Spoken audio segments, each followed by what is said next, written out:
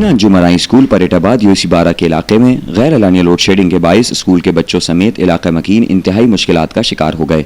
School के असातिज़ा, बच्चों और इलाका मकीनों ने बताया कि एलानिया लोड शेडिंग के साथ साथ गैर एलानिया लोड शेडिंग ने जीना दूभर कर दिया है। स्कूल के औकातकार में गैर एलानिया लोड शेडिंग से बच्चों की तालीम भी मुतासिर हो रही है, जबकि इलाका मकीन भी ज़हनी कर्ब का शिकार हैं।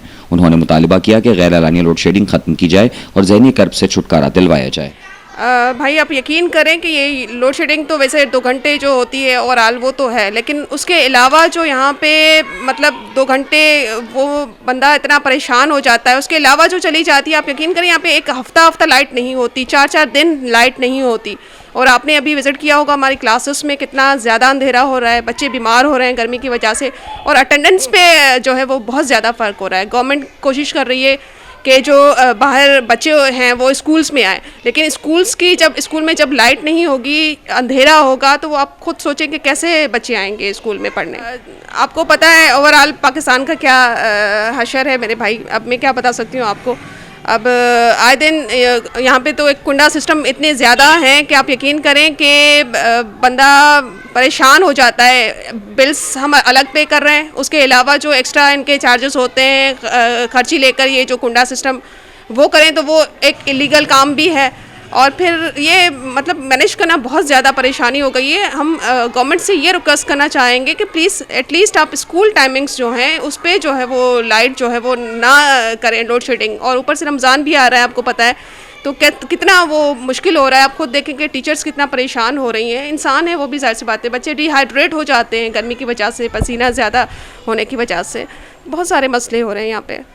एक तो वो ना फ़ोन उठाते हैं, ना किसी कंप्लेन की कोई रिस्पांस होता है उनका, और अगर किसी से फ़ोन भी किया जाए तो वो कोई कुछ रिस्पांस नहीं होता, यकीन करें। ये भाई देखिए, एक तो लाइट ही नहीं आ रही है, 8 घंटे नहीं आती, ना रात का पता होता ना दिन का पता होता। ये बाहर कितना पानी है, यहाँ पर बच्चे इतने फीवर हो रहा है, उन्हें खसरा निकल रहा है, एलर्जी हो रही है, पैरों में गंदे पानी में गिर भी जाते हैं। तो इसके लिए कुछ ना कुछ तो आप महकमे को बोले ना कि इसका कोई सद्देबाब करें, तो देना चाहिए ना लाइट इन लोगों को। कुंडे माफिया को तो कुंडे माफिया को उसका करें कुछ।